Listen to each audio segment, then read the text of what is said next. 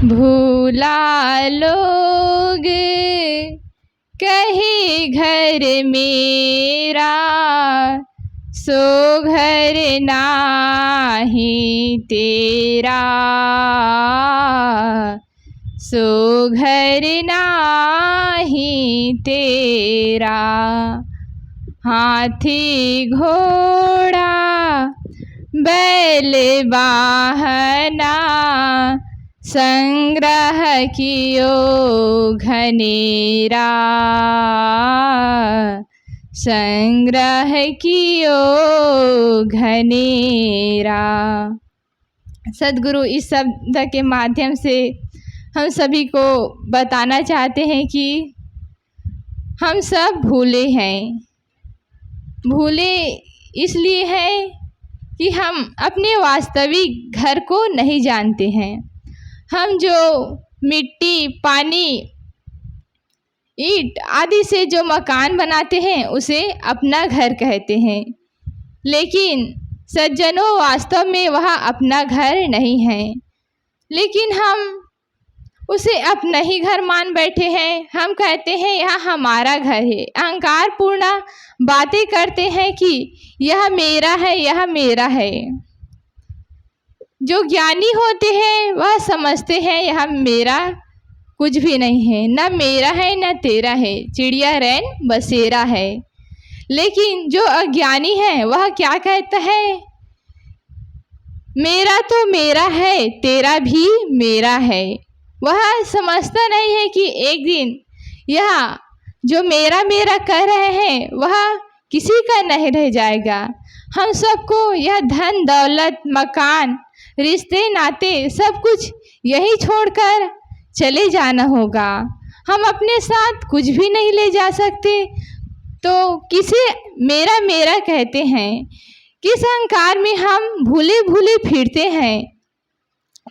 हम थोड़ा गहराई से विचार करें तो देखिए, जिसे जो अपने साथ सदैव रहता है वह अपना शरीर ही छूट जाता है, फिर क्या हम अपने साथ ले चलेंगे। एक बार एक संत एक घर में गए। उस घर के लोग बहुत कंजूस स्वभाव के थे, तो ये सब कहते हैं इसको ऐसे बचा के रखना, ऐसे बचा के रखना, यहाँ ज़्यादा मत खर्च करना, देख ज़्यादा व्यापार में फायदा हो इस ढंग से व्यापार का कार्य करना, अपने क्षेत्र में कभी हानि मत उठने पाए यह सदैव ध्यान रखना, अपने व्यापार में कभी तुम्हें घाटा न हो। वह घर में भी बड़ी कंजूसी से खर्चा करता, घर चलाता।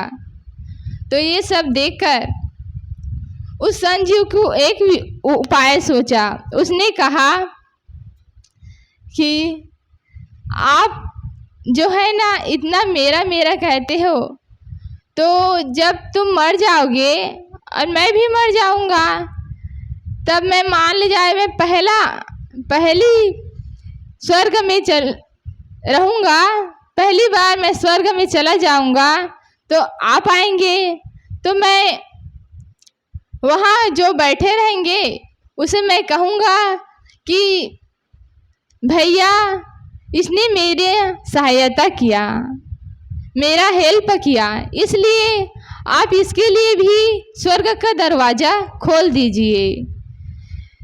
तो आप सबको मैं कैसे पहचानूंगा। ऐसा काम करना, आप ये सुई दे रहा हूँ उसे अपने साथ लेके आना। वह सुई पकड़ लिया और वह संत चला गया। और वह जो सज्जन था उसने यह सब बात अपनी पत्नी को बताया। पत्नी थोड़ी समझदार थी, उसने कहा आप इतने भी ज़्यादा बुद्धू हो गए हो, हमारे साथ जब मर जाएंगे तो हमारा शरीर ही छूट जाएंगे, तो हम यहाँ सुई कैसे ले जाएंगे और कैसे उस संत जी को दिखाएंगे। वह समझ गया कि मेरे साथ एक सुई भी नहीं जा सकता, तो मैं इतना कंजूस करके दूसरे को दुख देकर हानि पहुंचाकर मैं क्यों पाप का भागी बन रहा हूँ? क्यों ना मैं पुण्य कमाकर स्वर्ग का दरवाजा खोल लूँ। वह सब समझ गया संत के इशारे को और तभी से अपना जीवन परोपकार, दूसरे की सेवा, दीन दुखियों का सहारा बनने के लिए हमेशा तैयार रहता था और भूखे प्यासे को अन्न जल पानी की व्यवस्था करता था और भटके हुए को राह बताता था।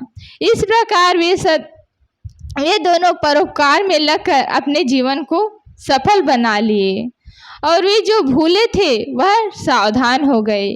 तो सद्गुरु हमें इस शब्द के माध्यम से समझाते हैं, हम भूले हैं तो हम भूले ही न रह जाएं, हम भोले ही न रह जाएं, हम सावधान हो। भूला लोग कहे घर मेरा, जा घर में तू भूला डोले, सो घर नाही तेरा। हाथी घोड़ा बैल वाहना, संग्रह कियो घनेरा। हम हाथी घोड़ा पता नहीं कितनी सवारियाँ इकट्ठे कर लेते हैं। सदगुरु कबीर साहब जी पहले के ज़माने के थे, इसलिए उसने हाथी घोड़ा का नाम लिया। लेकिन आज तो यातायात के अनेक साधन हो गए और विज्ञान ने ऐसा कार्य किया है कि वह कहते नहीं बनता है। इतने हम साधन को इकट्ठा कर लिए हैं, बहुत सारे चीज़ इकट्ठा कर लिए हैं, उसकी गणना नहीं कर सकते। एक व्यक्ति के लिए पता नहीं कितने सारे सुख सुविधा की चीज़ें हैं, उसका घर कम पड़ जाता है, इतनी सारी सामग्रियाँ इकट्ठा कर लेते हैं। गुरुदेव जी एक संस्मरण सुनाते हैं कि एक सज्जन वहाँ मिलने आए तो उसने किसी दूसरे व्यक्ति ने बताया कि महाराज यह बहुत बड़े आदमी हैं। तो गुरुजी ने अपने ढंग से कहा कि हाँ ये बड़ा कबाड़ी हो सकता है। उसको थोड़ा घुसाया, वह गुरुजी की ओर देखने लगा तो गुरुजी गहराई से समझाए, उसको विस्तार से समझाए। आपने ईंट पत्थर लोहा लकड़ कुछ ज़्यादा इकट्ठा कर लिए तो हुए ना वास्तव में बड़े कबाड़ी। तो हाँ, उसकी बातें समझकर वे सज्जन हंसने लगे, वास्तव में मैं बड़ा कबाड़ी हूँ। इस तरह हम अनेक सामग्रियाँ इकट्ठा करके जो नाशवान हैं उसी में हम भूले रहते हैं। शरीर की नश्वरता और प्राणी पदार्थों का छूटना हमें दिखता नहीं है, हम इसी में भूलकर अपने कल्याण के समय को उसी में लगाकर अपने जीवन को समाप्त कर देते हैं। तभी तो एक भजन में कहा है, श्वासों का क्या भरोसा, श्वासों का क्या भरोसा, रुक जाए चलते चलते, रुक जाए चलते चलते।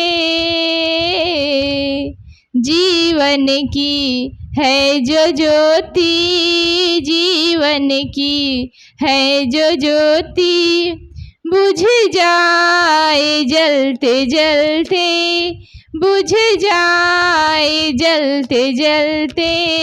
ओ तो सद्गुरु हमें इंगित करते हैं, हमें समझाते हैं कि इस श्वास को काल रूपी यमराज अपने ओर निरंतर खींच रहे हैं। हम समझ नहीं पाते और इसी धन और अपने देह के अहंकार में फूले घूमते रहते हैं। इसलिए सदगुरु कबीर साहब जी को कहना पड़ा, भूला लोग कहे घर मेरा। हम इस मकान और परिवार में इतना भूल जाते हैं कि हमें यह पता ही नहीं चलता कि हमारे जीवन का एक दिन अंत होगा। हमें इस शरीर और संसार को छोड़कर सदा के लिए यहाँ से चले जाना होगा। नीचे की पंक्ति में सदगुरु कबीर साहब जी कहते हैं, बस्ती माँ से दियो खदेरा, जंगल कियो बसेरा। हमें जो रहते हैं वह हम बस्ती मानते हैं, उससे हमें खदेड़ दिए जाएंगे और एक दिन हमारा निवास कहाँ होगा? जंगल में। क्योंकि शमशान जो होता है वह सुनसान जंगल में बना होता है, वही हमारा सदैव के लिए निवास हो जाएंगे। एक सज्जन ने कहा यमराज जी से कि आप मुझे लेने आ गए, आप इतनी जल्दी मुझे लेने क्यों आ गए? कम से कम एक दो संकेत तो मुझे दे दिए होते, मैं सावधान हो जाता कि यहाँ से अब मुझे जाना है। मैं इस संसार में और इस शरीर में इतना भूला नहीं रहता और ना ही मुझे इतना पश्चाताप करना पड़ता, ना ही इतना मुझे पछतावा होता, ना ही मैं आँख में आंसू भरकर रोता कि कुछ दिन और जी लेता। क्योंकि जो पहले से सजगता रखता है, पहले से सावधानी रखता है, वह थोड़ा मन में समझ लेता है कि एक दिन मुझे जाना है। लेकिन आपने तो मेरे साथ इतना कठोर व्यवहार किया, मुझे बताया ही नहीं कि मैं आ रहा हूँ और तुम्हें ले जाऊँगा। तो यमराज जी कहे कि मैंने आपको संकेत दिया था, किसी अन्य के हाथों नहीं, मैंने स्वयं अपने आपको ही यह संदेश दिया था। तो कहे मुझे तो कोई गारंटी कुछ नहीं मिली, कोई भी संदेश नहीं आया, कोई भी डाकघर से पत्र नहीं आया कि आपको एक दिन जाना है। तो यमराज जी ने कहा मैंने पहला नोटिस दिया था। कैसे दिया था? आपके जो बाल काले हैं वह सफ़ेद होने लगे, यह आपकी पहले नोटिस थी। आप इतने पर भी सावधान नहीं हुए। फिर मैंने आपके पास दूसरी नोटिस भेजी। वह क्या? आपकी आँखों की रोशनी कम होने लगी, आपकी आँखों में आपने चश्मा लगा लिया। उस नोटिस पर भी आपने ध्यान नहीं दिया। मैंने तीसरी नोटिस भेजी, आपके दांत हिलने लगे, आपको बहुत परेशानी होने लगी। वह एक दिन गिर गए, आपने नए बत्तीसी लगा लिए। उस नोटिस पर भी आपने ध्यान नहीं दिया कि हाँ मुझे एक दिन जाना है, और आपने नए दांत लगा के सब कुछ खाने लगे और जीवन जीने की ख्वाहिश रखने लगे।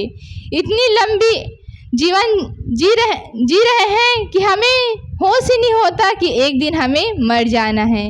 मैंने चौथी नोटिस भेजी, आपके जो पैर लड़खड़ाने लगे, आपने लाठियों का सहारा लेकर आप चलने लगे, आपके कमर झुक गए, आपके शरीर जो है शिथिल होने लगे। 4 नोटिस के बाद भी आप सावधान नहीं हुए, तो मेरी क्या गलती है?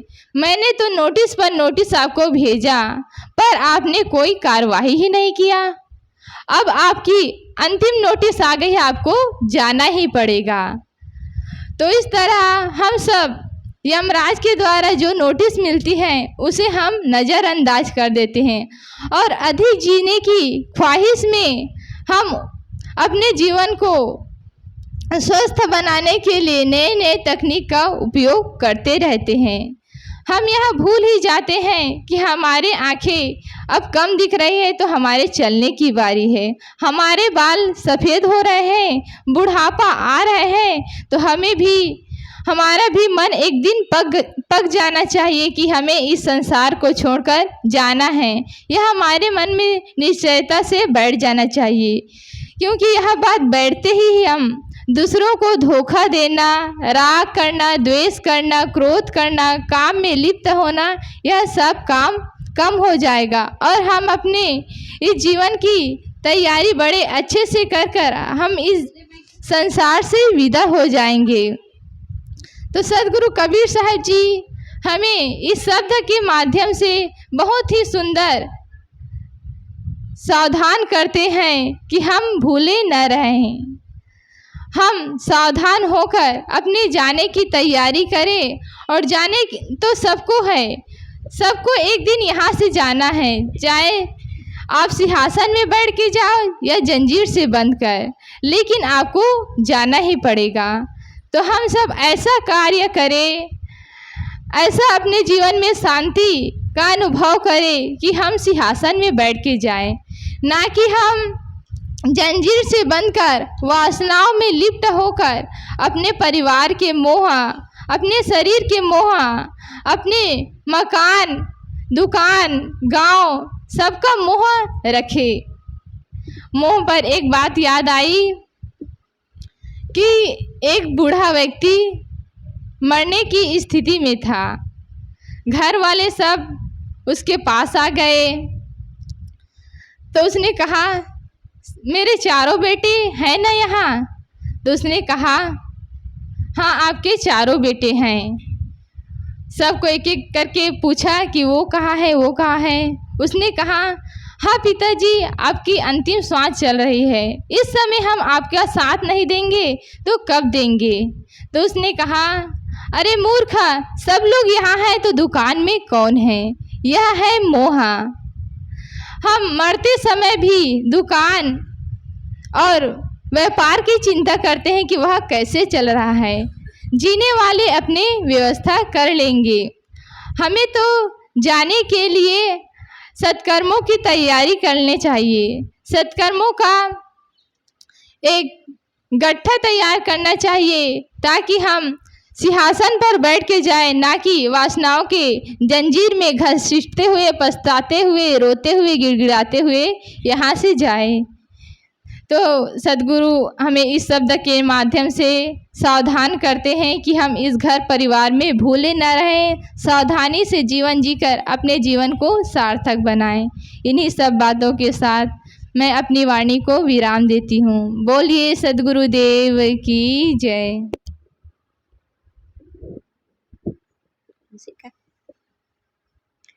बोलिए सद्गुरुदेव की जय। अभी हम सब बहुत ही सुंदर